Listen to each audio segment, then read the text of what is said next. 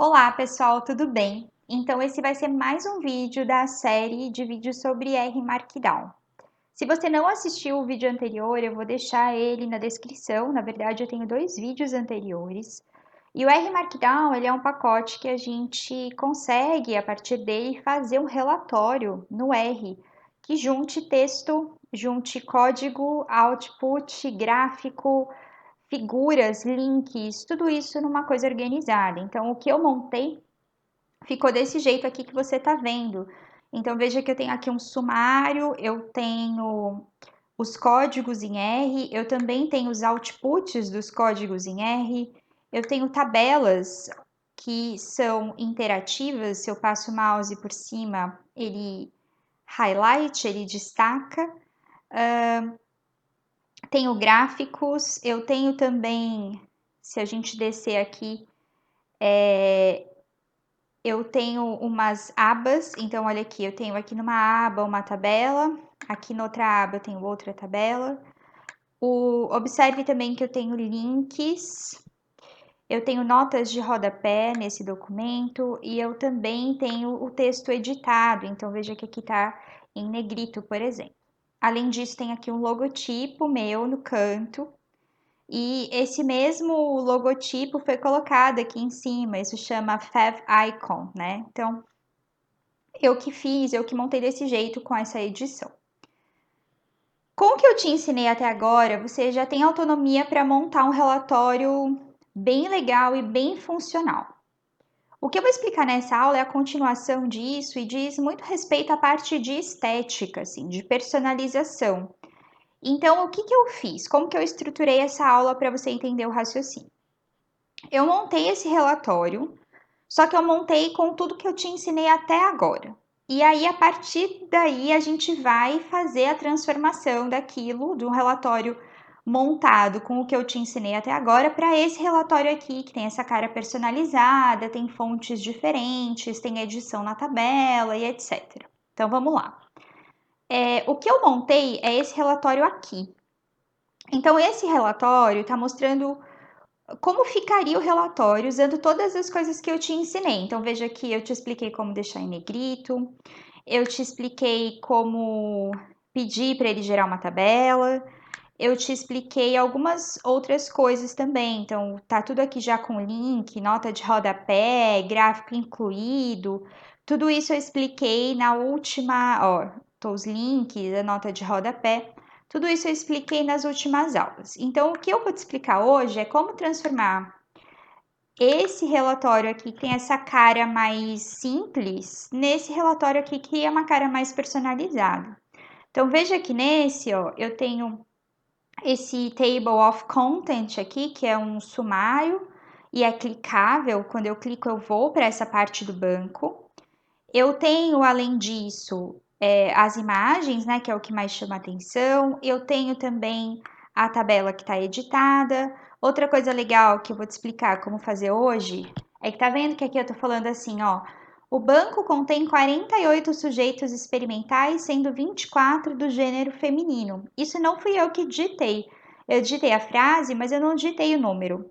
Eu inseri um código para o R contar isso para mim. Isso aqui é interessante porque se eu quiser atualizar o banco, o relatório é atualizado automaticamente.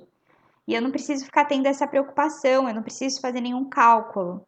Então, eu vou te explicar como fazer essas personalizações. Então, vocês vão ver que eu criei dois arquivos, um que eu chamei de relatório R Markdown completo e o outro que eu chamei de R Markdown incompleto, que é esse daqui, no qual eu apliquei todas as técnicas que eu ensinei até agora. E aí a gente vai então editar esse relatório para ele ficar mais com essa cara.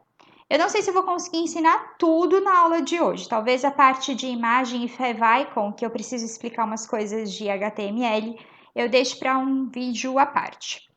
Beleza? Então vamos para o R.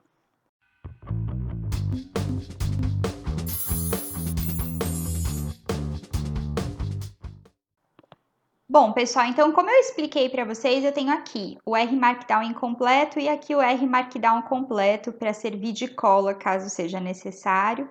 Tem várias coisas interessantes para contar para vocês.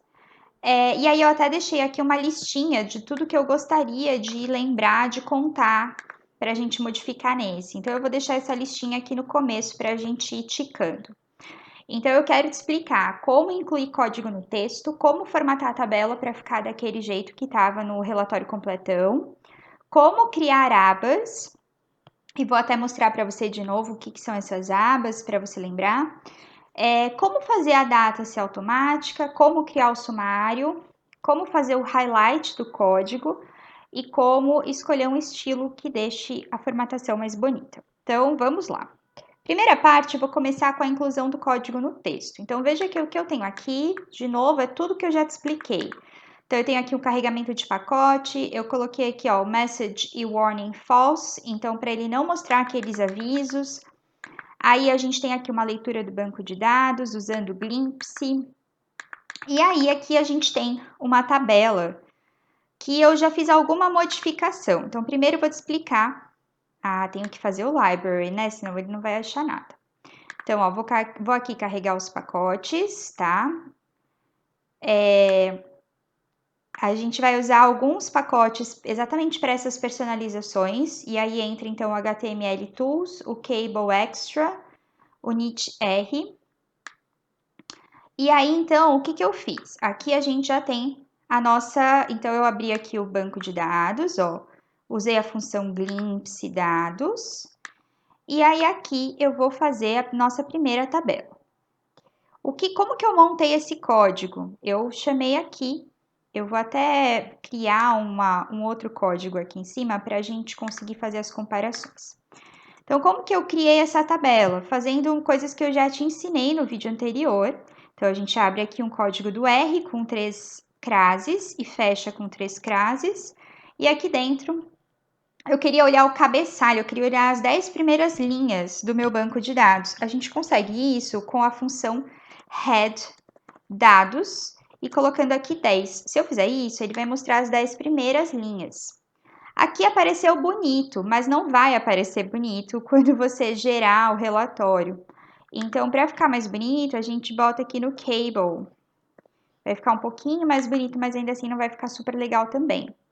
E outra coisa que eu modifiquei é que eu queria que os nomes estivessem com acento, porque no banco é ideal que esteja sem acento, mas quando eu vou mostrar isso para alguém, eu prefiro, eu sou uma pessoa meio chata com isso, eu gosto que tenha acento para as pessoas, né, não acharem que é um erro de português, sei lá.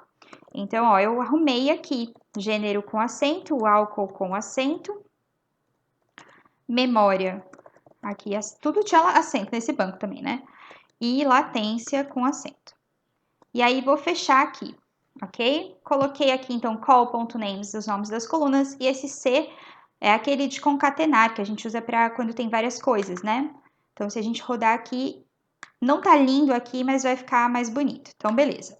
Então, basicamente, o que eu tinha aí era a leitura das primeiras 10 entradas do banco de dados. E uma coisa que eu queria acrescentar embaixo era falar assim, olha, esse banco tem X sujeitos experimentais, sendo X do gênero feminino.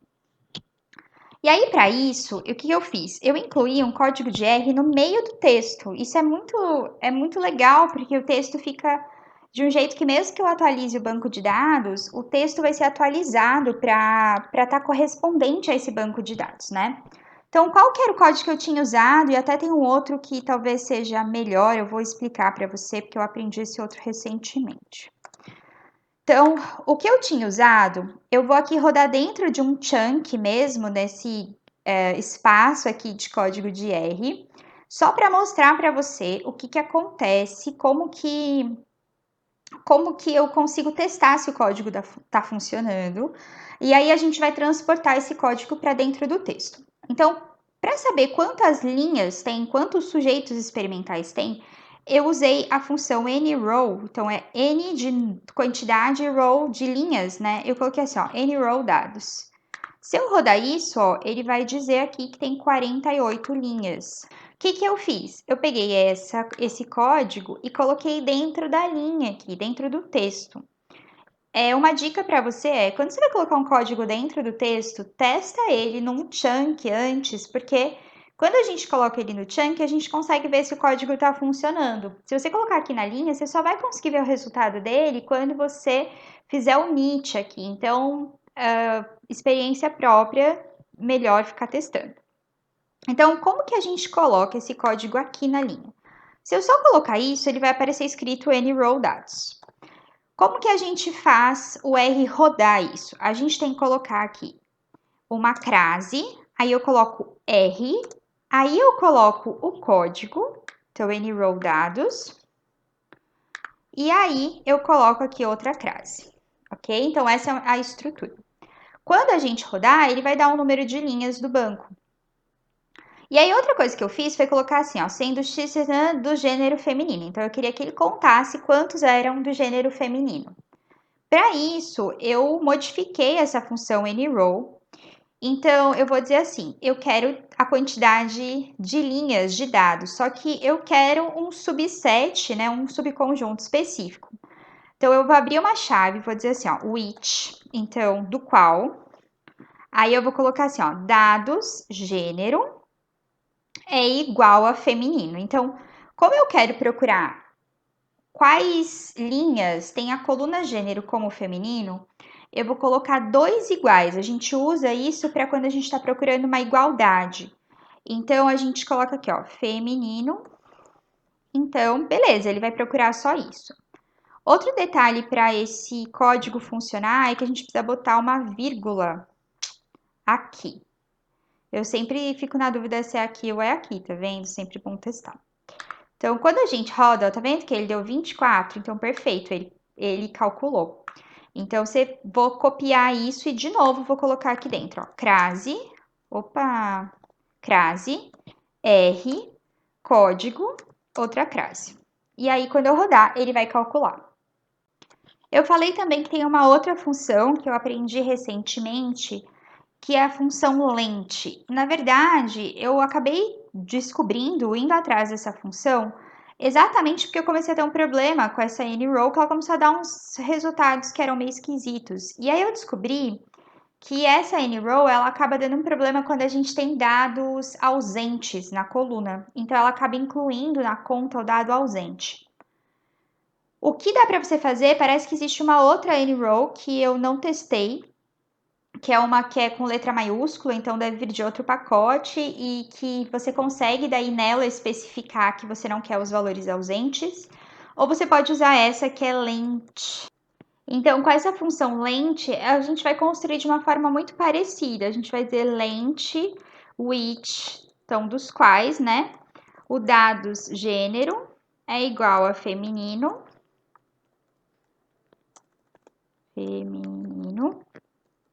e lembrando aqui de fechar todos os parênteses, né? Então, veja que elas dão a mesma coisa. Se você tiver com valores ausentes, se você estiver sentindo algo estranho no dado, use a função lente que é mais garantida. Mas sempre, né? Na verdade, assim, a gente tem que entender também que quando a gente está trabalhando com R, com qualquer programação, vão surgir coisas que você nem sabia que iam surgir. Então, basicamente, o que te salva na vida é ficar de olho no Stack Overflow, nesses lugares que as pessoas postam dúvidas e a gente vai aprendendo, né?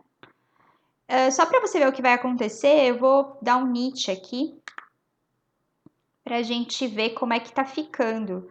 Eu quero que você veja que mudou. Então, agora não está escrito aqui nrow dados, está escrito de fato a quantidade.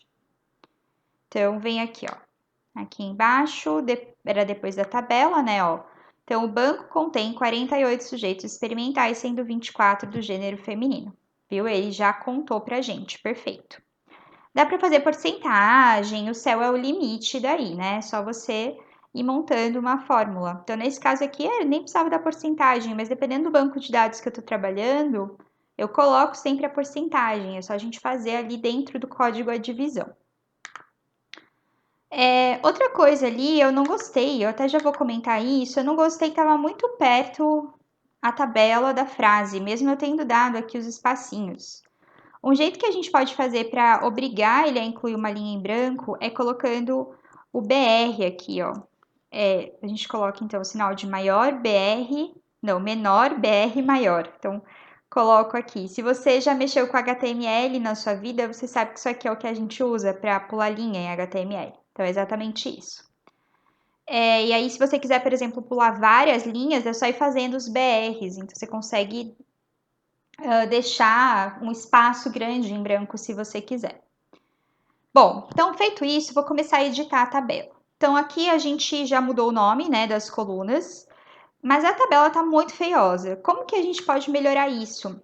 Existe um pacote que é o Cable Extra, que ele permite fazer umas edições, então eu vou usá-lo. Uma das coisas que eu já mudei, vou dar aqui, ó. Então, como que a gente aplica esses estilos em cima da tabela? A gente pega, constrói a tabela como a gente construiu aqui. E aí, depois com a tabela construída, a gente dá um Ctrl Shift M para abrir esse operador pipe. E a gente vai usar o Cable Styling. Vou até pular uma linha. O Cable Styling, ele vem exatamente desse pacote Cable Extra, que está carregado ali em cima. Então, uma das coisas que eu gosto bastante dele, você vai ver que tem um monte de opção. Tá vendo que já abriu aí nesse amarelinho um monte de opção? Mas eu vou mostrar algumas coisas só. Por exemplo, você pode centralizar, colocar Position Center, então ele centraliza. Você pode mudar o tamanho da fonte com o Font Size. Eu vou fazer uma coisa que eu senti que fez diferença no meu relatório, que é mudar o Full Width e colocar como False. O que eu estou fazendo aqui? Full Width quer dizer que ele vai pegar toda a extensão do relatório, então vai ficar uma tabela grandona. Isso na maior parte dos casos fica feio, porque às vezes você tem lá uma tabela com duas colunas, que são colunas pequenas, e aí ele vai usar todo o espaço que existe para ser usado, vai ficar uma coisa super estranha. Então é uma das coisas que eu já mudei, o Full Width para False.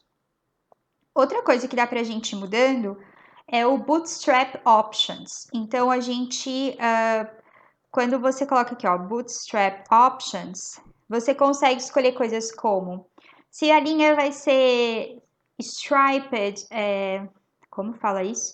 Cor sim, cor não, sabe? E você também consegue deixar mais condensada a tabela, você consegue fazer com que no momento que a pessoa passa o mouse em cima, aquela linha fique destacada. Então, tudo isso a gente consegue aqui no Bootstrap Options. Eu tinha pensado em fazer o seguinte, em mostrar para você cada uma das opções do Bootstrap Options. Então, para isso eu copiei um código aqui, exatamente mostrando quando eu não tenho Bootstrap Options e quando eu tenho cada uma das opções para a gente fazer uma comparação. Então, eu vou copiar ele, que eu já deixei pronto, e aí eu explico melhor o que foi feito. Então, o que eu fiz? Eu peguei esse aqui, esse mesmo código, e fui adicionando. Eu quero com uma opção só, que é Striped, que é com... Gente, eu não tô lembrando essa palavra, mas assim, com linhas com cores diferentes. Aí, eu quero um outro que é com Striped e condensado. Aí eu quero um outro que é com, quando eu passo o mouse em cima, ele fica destacado. Eu fui criando essas tabelas diferentes, tá? Então, eu vou só rodar. Então, ó, tá vendo aqui só aqui Striped e Hover, aqui Striped, Hover e o condensado, e aqui Striped, Hover, condensado e Responsive. Esse Responsive, eu tô um pouco na dúvida do que ele faz, mas se eu não me engano, ele adapta o tamanho da tabela ao seu tamanho de tela, tá? Eu acho que é isso. Vou dar um nit aqui para a gente comparar. Então, vamos comparar as tabelas. A primeira tabela, que eu só coloquei aqui, ó, Full Width False, ela já tá bonita, ó, ela já tá legal. Quando a gente... Porque ele já entrou no estilo do Cable Styling.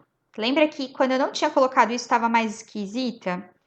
Aí, quando eu coloco o Bootstrap Striped, ele fica desse jeito, com as cores, linhas com cores alternadas. Então, fica listrado. Era isso que eu queria, listrado. Mas fica listrado, certo? Então, já fica muito mais bonitinha. Eu, por exemplo, gosto de tabela assim. É claro que para publicação científica a gente não usa esse estilo de tabela, mas eu acho mais fácil de achar os valores em tabelas que estão listradas. Aí a outra opção eu adicionei, além do Striped, eu adicionei esse Hover. O Hover quer dizer que quando a gente passa o mouse em cima, destaca a linha. Então, ó, tá vendo que tá mudando de cor quando eu passo? Isso aí vem desse Hover, que é um estilo que eu acho super legal também. E nesse outro, eu usei, além do Striped e do Hover, eu usei o Condensed. Eu gosto do estilo condensado. O que é o estilo condensado? Ele fica mais juntinho, né? Então, por exemplo, se você olhar aqui, tem um espaço razoável antes e depois da palavra, e aqui tem um espaço bem menor, tá mais condensado. Mas aí, de novo, é super estético, gosto pessoal. E esse aqui é o responsive, é com responsive também. E aí é o que eu te falei, eu tô na dúvida, mas eu acho que é quando você diminui o tamanho da tela, ele adapta. Eu acho que é isso mesmo, não sei, agora eu tô na dúvida.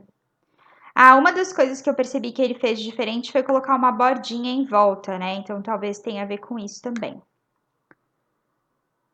É.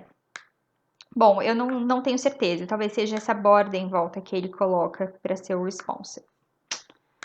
Ok? E você viu que a bordinha só apareceu quando eu diminuí a tela, então tem algo a ver com isso. Mas isso aqui também você consegue achar informação na internet, tem outras formatações além dessas que eu coloquei. Então, para minha tabela, eu vou deixar essa última aqui, tá? Vou deixar o final, vou deixar com tudo, o striped, o hover, o condensado, tudo. E já vou aproveitar, eu tenho uma outra tabela lá para frente. O que eu vou fazer? Eu já vou copiar, ó, a partir daqui, o estilo todo para colar nessa outra tabela, para ficar bonitinho lá também. Vou só descer aqui para encontrar a minha tabela, que agora eu não tenho certeza mais de onde ela tá. É no final, que é essa aqui, ó. Então, tá vendo? Eu criei um resumo de dado aqui, coisas que você já aprendeu se você assistiu minhas aulas de R. Criei uma tabela e aqui ela ainda tá feiosa, ela não tá formatada. Para ela ficar formatada igual a de cima, vou só colar aqui aquele cable styling com todas as bootstrap options que eu já tinha colocado, ok? Então, beleza. Então, voltando aqui nas coisas que eu queria te ensinar, já te ensinei a incluir código no texto e já te ensinei a formatar a tabela. Outra coisa que eu quero te ensinar é uma coisa que eu amei aprender, eu achei muito fofo, muito legal, que é criar abas, eu achei muito chique. Eu vou te mostrar como é que fica, para você entender o que eu tô falando, e aí a gente monta junto. Então, quando eu tô falando dessa história de abas, eu tô falando disso que você tá vendo aqui, ó. Tá vendo que em uma aba eu tenho uma tabela, 6.1 aqui, ó, médias e desvios. E se eu clicar aqui, ó, eu tenho uma outra aba com o gráfico que eu criei, um gráfico que foi criado aqui no ggplot, tem carinha de ggplot, inclusive. Então, como que eu fiz isso aqui ficar em abas diferentes, né? Então, eu vou mostrar para você como é que eu fiz isso. Aqui em abas também a gente tem um monte de opção de estilo. Vocês vão ver que eu escolhi um fade, mas você tem várias opções para essa aba ficar estilizada. É só procurar no Google o que você acha. Vamos voltar lá. Então, eu vou vir aqui na parte que eu quero que a aba seja criada, que é na análise descritiva, lá no final. E aí, tá vendo o seguinte? O que eu fiz aqui? Eu criei um negócio chamado análise descritiva. E aí, ó, tá vendo que aqui tem uma hashtag, então ela é o título 1. E aí eu criei dois subníveis, a média desvio e o gráfico de dispersão. Por que isso é importante? Porque eu vou aplicar o código para criar essa aba só ao análise descritiva. E aí, ele vai entender que as coisas que são subníveis vão ser abas. Então, você precisa ter feito essa titulação aqui. Até onde eu sei, só vai funcionar desse jeito.